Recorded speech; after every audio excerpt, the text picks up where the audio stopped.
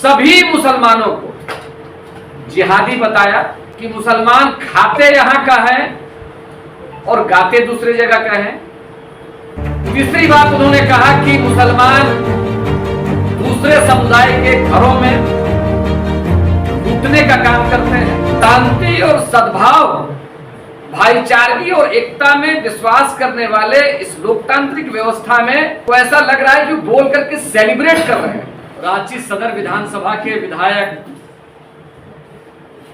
और कई पदों में रह चुके, पूर्व विधानसभा अध्यक्ष, पूर्व काबीना मंत्री,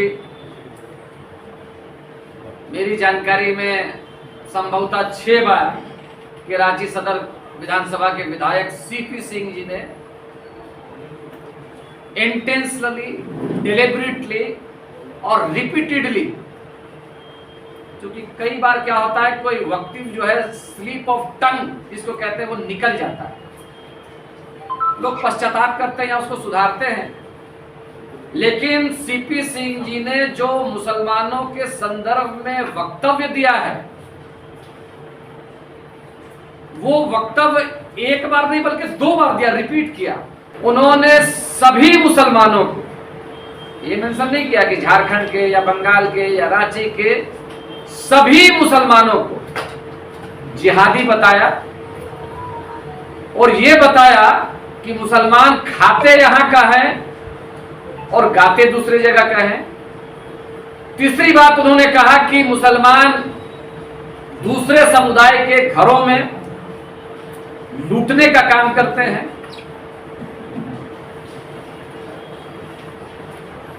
ये वक्तव्य बहुत गंभीर, बहुत आपत्तिजनक, बहुत दुर्भाग्यपूर्ण और सिर्फ एक समुदाय के विरुद्ध नहीं बल्कि शांति और सद्भाव, भाईचारगी और एकता में विश्वास करने वाले इस लोकतांत्रिक व्यवस्था में जो लोग भी विश्वास करते हैं उनके लिए बहुत अत्यंत आपत्तिजनक और आहत करने वाला है। और जो उनका बोलने का अंदाज जो है वो ऐसा लग रहा है कि बोल करके सेलिब्रेट कर रहे हैं।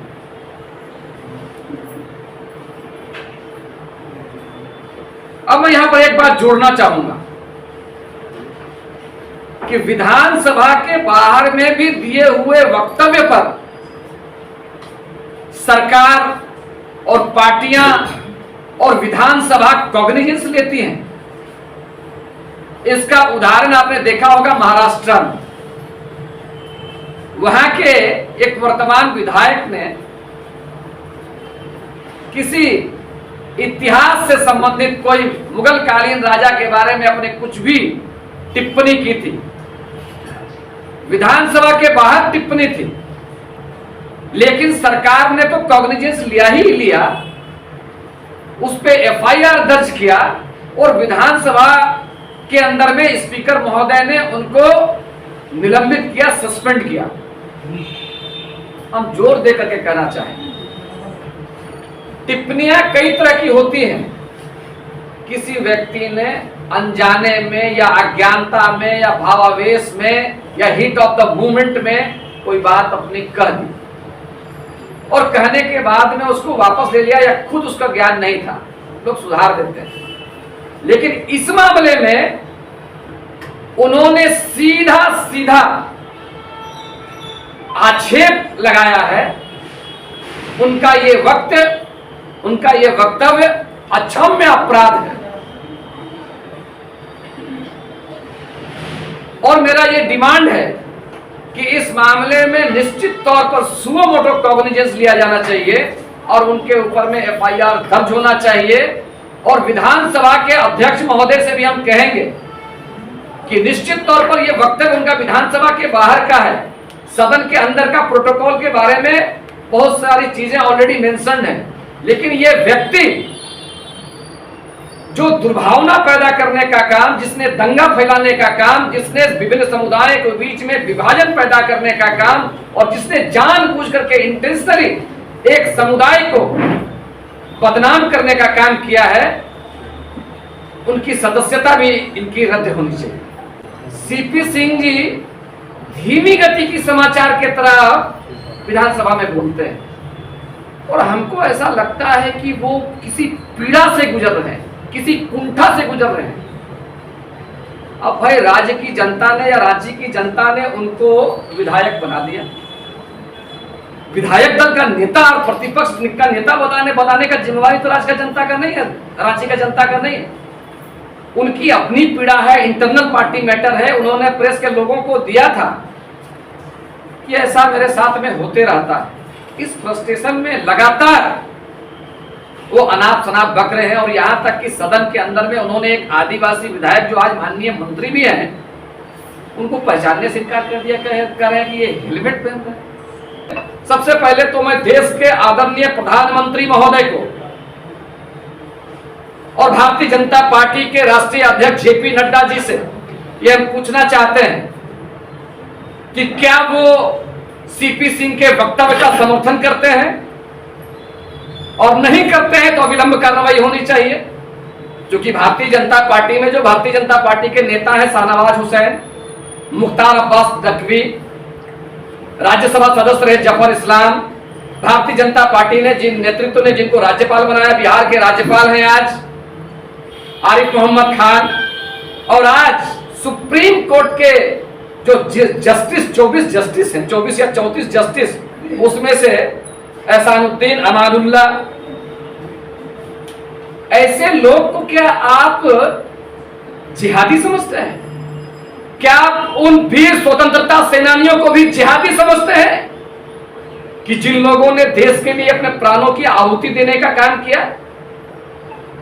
देश के प्रथम प्रधानमंत्री जिन्होंने आईआईटी से लेकर के आईएसएम से लेकर के यूनिवर्सिटी ग्रांट कमीशन यूजीसी से लेकर बहुत सारे संस्थाओं का स्थापना किया, मौलाना अबुल कलाम आजाद, महान स्वतंत्रता सेनानी आबिद हुसैन सतरामी, बेगम हजरत महल, देश के तीसरे राष्ट्रपति रहे डॉक्टर जाकिर हुसैन, मौलाना मोहम्मद अली जौहर, मौलाना हसरत मोहानी, और खिलाफत आंदोलन में हजारों की तादाद में भाग लेने वाले लोग, इन लोगों को क्या आप जिहादी समझते हैं?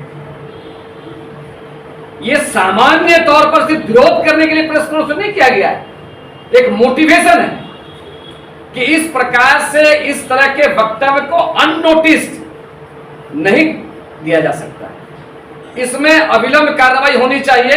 आप देखते होंगे पर्व और त्योहारों में, दुर्गा पूजा में, रामनवमी में, मुहर्रम में जिला प्रशासन के द्वारा निर्देश जारी किया जाता है कि कोई किसी प्रकार का भ्रामक समाचार या द्वेष पैदा करने वाला समाचार, किसी तरह का कोई ऐसा मैसेज सोशल मीडिया में भी नहीं आना चाहिए, किसी तरह से नहीं आना चाहिए। लेकिन इन्होंने सद्भाव और शांति को यहां चुनौती देने का काम किया है। और भारतीय दंड जो न्याय संहिता है बीएनएस, उसकी धारा 196, 197, 504, 295A, 191 के तहत इन्होंने गंभीर अपराध किया है। इसलिए राज्य में शांति और सद्भाव के हित में अविलंब राज्य की पुलिस, राज्य की प्रशासन को इनके ऊपर में कठोरतम कार्रवाई करना चाहिए। इन्होंने मान लेते हैं कोई एक व्यक्ति, दो व्यक्ति का कोई बात, कोई वक्तव्य या कोई चीज गलत हो सकता है, लेकिन उसके लिए पूरे समाज को अपमानित करना, जिस विचारधारा से सीपी सिंह जी आते हैं, आरएसएस की विचारधारा से, आरएसएस के लोग गोडसे को पूजते हैं, गोडसे का सार्वजनिक तौर पर उसका विरोध नहीं करते हैं। हमारे जैसे लोगों ने तो कभी सीपी सिंह को गोडसे की औलाद नहीं कहा। देश के महान स्वतंत्रता सेनानी और जिन लोगों ने लड़ाई लड़ी मुगलों के विरुद्ध में, महाराणा प्रताप, राणा कुंभा, पृथ्वीराज चौहान जैसे लोगों के लिए हमारे दिल में अपार श्रद्धा है। लेकिन वहीं पर राजा मान सिंह भी थे, जयचंद भी थे, जयसिंह भी थे, जिन्होंने मुगलों का साथ दिया था, जिन्होंने शिवाजी महाराज के विरुद्ध में लड़ाई लड़ी थी। कभी हमने कहा, सीपी सिंह को किसी ने कहा, अकलियत के किसी लोग ने कहा कि आप जयचंद की औलाद हैं, आप जयचंद को मानने वाले लोग हैं, आप गद्दारी करने वाले, विश्वासघात करने वाले राजा जय सिंह के वंशज हैं? कभी कहा? नहीं कहा। तो इस प्रकार से सीपी सिंह ने पूरे समाज को चुनौती देने का काम किया है। इस वजह से उनके ऊपर में कार्रवाई होनी चाहिए। हम ये यहां पर याद दिलाना चाहेंगे कि यही सीपी सिंह है। बड़ा बहुत इंटरेस्टिंग मामला है। हमारे जो साथी यहां पर बैठे हुए हैं उनको याद दिलाएंगे, विधानसभा के चुनाव के पहले एक ज्वाइनिंग प्रोग्राम हुआ था। अपने मानस पटल को जरा दोहराइए। एक ज्वाइनिंग प्रोग्राम हुआ था कि अकलियतों का, मुस्लिम अकलियतों का एक समूह को जो है भारतीय जनता पार्टी की सदस्यता दिलाई जा रही है। उसके मुख्य अतिथि कौन थे? उस सदस्यता दिलाने वाले मुसलमानों को, माने उनके कथनानुसार जिहादियों को भारतीय जनता पार्टी की सदस्यता दिलाने वाले मुख्य अतिथि कौन थे? किसी को याद आ रहा है क्या? मेरे पास है मोबाइल में। सीपी सिंह। बाद में हालांकि उसमें बहुत गोलमाल नजर आया। पता चला कि उसमें बहुत सारे फेक लोगों को बैठा करके वो ज्वाइनिंग करवा रहे थे। कौन सी मजबूरी थी? तो ये लोग, अब सवाल है, मेरे मन में तो उनके प्रति आदर रहा है और हम लोग का संस्कार रहा है, कांग्रेस पार्टी का, राजनेता या कोई भी सामाजिक लोग किसी पार्टी के रहे, किसी समाज के रहे, उनका हम सम्मान करते हैं और सम्मान करेंगे। लेकिन हमको लगता है कि किसी न किसी कुंठा के वजह से और हताशा के वजह से, फ्रस्ट्रेशन की वजह से वो डिरेल हो गए। भारतीय जनता पार्टी नेतृत्व को भी, ठीक है, विचारधारा कुछ हो सकती है, लेकिन भारतीय जनता पार्टी भी नहीं चाहेगी कि समाज में किसी प्रकार का सद्भाव बिगड़े। तो सीपी सिंह के विरुद्ध में अविलंब कार्रवाई होनी चाहिए। इस प्रेस कॉन्फ्रेंस के बाद हमारे जो वरिष्ठ साथी यहाँ पर मौजूद हैं उनसे चर्चा करेंगे और चर्चा करने के उपरांत अगर निर्णय हुआ तो हो सकता है कि हम प्राथमिकी भी दर्ज करें उनके ऊपर में। तो ये उनका जो वक्तव्य है बहुत ही अपमानजनक है, बहुत ही दुर्भाग्यपूर्ण है। आज सभी समाज को मिलकर के, चाहे हिंदू है, मुसलमान है, सिख है, ईसाई है, सभी लोग देश की प्रगति में, देश के विकास में भाग ले रहे हैं। उसी प्रकार से मुस्लिम अकलियत भी देश में योगदान दे रहे हैं, चाहे वो खेल का क्षेत्र हो, चाहे कला का क्षेत्र हो, चाहे राजनीति का क्षेत्र हो, चाहे समाज सेवा का क्षेत्र हो। देश के सभी भागों में जाकर के योगदान देने का काम कर रहे हैं। इनको किस बात की हताशा है? झारखंड की सरकार ने अभी विगत जितने भी त्योहार हुए सभी को शांतिपूर्ण तरीके से संपन्न करा दिया। इस वजह से इनको ये शांति हजम नहीं हुई। हजारीबाग में लाखों लोगों की भीड़ और जुलूस निकली रामनवमी में, शांतिपूर्ण और रिकॉर्ड तरीके से वहां के लोगों ने भाईचारगी का सबूत देते हुए वहां पर संपन्न कराया त्योहार को। रांची में मिसाल बना, हिंदू मुसलमान और सभी समाज के लोगों ने शांतिपूर्ण तरीके से सब कुछ निपटा दिया। हमको लगता है कि यह शांति और सद्भाव भारतीय जनता पार्टी को पसंद नहीं। इस वजह से इस तरह का वक्तव्य उकसाने वाला और भड़काने वाला दिया है। इसकी हम कड़ी निंदा करते हैं और फिर डिमांड करते हैं कि एप्रोप्रिएट एक्शन ऐसे व्यक्ति के विरुद्ध में लिया जाना चाहिए। साजादा जी, लेकिन झारखंड में तो इस तरह की बयानबाजी पिछले 10 दिनों से चल रही है। हफीजुल साहब का भी एक बयान आया, उन्होंने कहा कि हम सब्र में हैं, कब्र में नहीं है, अगर सब्र टूटा तो मारकाट भी हो जाएगा। तो उस पर कोई प्रतिक्रिया? मैंने अपने उद्बोधन में शुरुआत में ही एक बात को कहा, वक्तव्य कई तरह का होता है।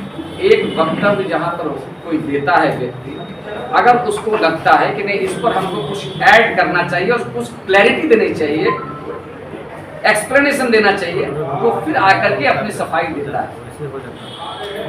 तो इस बात को रिपीट किया, बताया है मेरी जानकारी में माननीय मंत्री महोदय ने कि निश्चित तौर पर अगाध श्रद्धा संविधान के प्रति है, किसी चीज का अपमान करने का उनकी मंशा नहीं है और संविधान के ही प्रदत्त शक्तियों के तहत जो है सभी वर्ग के लोगों को ये छूट मिले है अपने अपने धर्म का, अपने अपने आस्था का ख्याल रखने का। जब हम बोलते हैं तन में राम, मन में राम, रोम रोम में राम, तो इसका मतलब ये नहीं होता है कि हम दूसरे किसी चीज का अपमान करने का काम करें। खैर, आज का मीटिंग जो है किसी दूसरे व्यक्ति के बोले हुए वक्तव्य का उसका डिफेंड करने के लिए मैं यहाँ पर नहीं, उनका डिफेंड करने के लिए उनकी पार्टी है, उन्होंने खुद इस बात को साफ कर दिया है। हम लोग इतना कांग्रेस की तरफ से जरूर कहते हैं कि संविधान के प्रति हमारी अगाध निष्ठा है और संविधान में रिलीजियस फ्रीडम का जो आर्टिकल है 25, 26, 27, 28, 29, इसमें हमको पर्याप्त अधिकार मिले और पूरी क्लैरिटी के साथ में है कि आपको अपने आस्था, अपने धर्म के अनुसार में चलने की आजादी। तो आपने बाकायदा धारा भी बताया कि इन धाराओं के तहत सीपीसी पर कार्रवाई होनी चाहिए, स्पीकर से भी मांग किया। तो क्या कांग्रेस का डेलीगेशन जाएगा स्पीकर के पास लिखित शिकायत करने की आप कार्रवाई कीजिए? थाना में तो आप लोग कह रहे हैं कि विचार उपरांत जाएंगे। सबसे बड़ी बात है, आप हमसे बेहतर जानते हैं कि हमारी ये पार्टी है कांग्रेस पार्टी, और पार्टी एक सिस्टम से चलती है। मैं यहाँ पर अभी आपके समक्ष बैठा हुआ तो हमने स्टेट प्रेसिडेंट से मैंने अप्रूवल ले करके मैं यहाँ पे बैठा हूँ। ये जो बाकी चीज़ें हमारे मन में कुछ बातें हैं, स्टेट प्रेसिडेंट के साथ में बैठ करके जो हमारे सीनियर लीडर्स उनके साथ बैठ करके अगर इस तरह का निर्णय हो जाएगा तो निश्चित तौर पर हम आगे जाएंगे। एक आखिरी सवाल, चूंकि मेरा ज्ञान थोड़ा कमजोर है, जिहाद होता क्या है, इसका अर्थ थोड़ा बता दीजिए। हारना नहीं, अर्थ। हाँ, देखिए, पहली बात तो ये कि मैं कोई मुफ्ती, मौलाना और कोई धार्मिक धर्मगुरु नहीं, लेकिन जिहाद का जो हमारा सब गरीबी के खिलाफ में जिहाद, अशिक्षा के खिलाफ में जिहाद, अन्याय के खिलाफ में जिहाद, जिहाद को इस तरह से इंटरप्रेट करना और जिहादी बोलना, ये तो अच्छा। दूसरी सबसे पहला बात है, जिस चीज को जानते नहीं उसके विद्वान भी हैं। अभी 3 दिन पहले हमने कहा जैसे धीमी गति का, बड़ा मजा आता है, मतलब बुराइयों के खिलाफ लड़ना जिहाद है, बुराइयों के अत्याचार के खिलाफ लड़ना जिहाद है। नहीं, कैसा, let me complete my words. उन्होंने कहा इनका ज्ञान तो देखिए भाई, अभी लोग बोले कि आप वरिष्ठ लोगों के ऊपर टिप्पणी करते हैं, ज्ञान बहुत है और ज्ञान इतना है कि हम लोग को ज्ञान देते। बोले कि मुसलमान लोगों को पता ही नहीं होगा क्या होता है। हमको लगता है सुप्रीम कोर्ट के जो विद्वान न्यायाधीश है उनसे भी ज्यादा पता सीपीसी को के वक्त क्या होता है। कल जो इंटरिम ऑर्डर आया, विषय हो रही है लेकिन बता रहे हैं, इंटरिम ऑर्डर, फुल ऑर्डर अभी नहीं आया, लेकिन इंटरिम ऑर्डर में ही विद्वान न्यायाधीशों ने जिस प्रकार से कानून के कई बिंदुओं पर टिप्पणी किया है, ऑब्जेक्शन किया है, ये इस बात को मेंशन कर रहा है कि कहीं ना कहीं कमी रह गई। बस एक आंख में काजल, एक आंख में सुरमा क्यों लगा रही है? जैसे एक तरफ हाजीपुर बोलते हैं मार काट मचाएंगे, उस पर कुछ भी नहीं, आपका बयान गोलमोल आ रहा है, और दूसरी तरफ जाके FIR करा रहे हैं एक व्यक्ति। मैं कंक्लूड करने से पहले एक बात बोलता हूँ, आप जो है अपने शब्दों के दूसरे के मुंह में ठूस दीजिएगा क्या, मजाक में मत दीजिएगा। मैं चैलेंज करता हूँ, कोई व्यक्ति का इस तरह का बोलता कि नहीं उसका हम अपमान करते हैं, उसका हम सम्मान नहीं करते, ऐसा कोई बोला है क्या? ऐसा तो कोई नहीं बोला है। अरे भावार्थ जो है आपने उसमें निकाला, आपने भावार्थ निकाला कि इसका भाव ये हो सकता है। संविधान को डायरेक्ट किसी ने कहा कि संविधान का हम सम्मान नहीं करते, ऐसा कोई कहा? संविधान से पहले शरीयत है।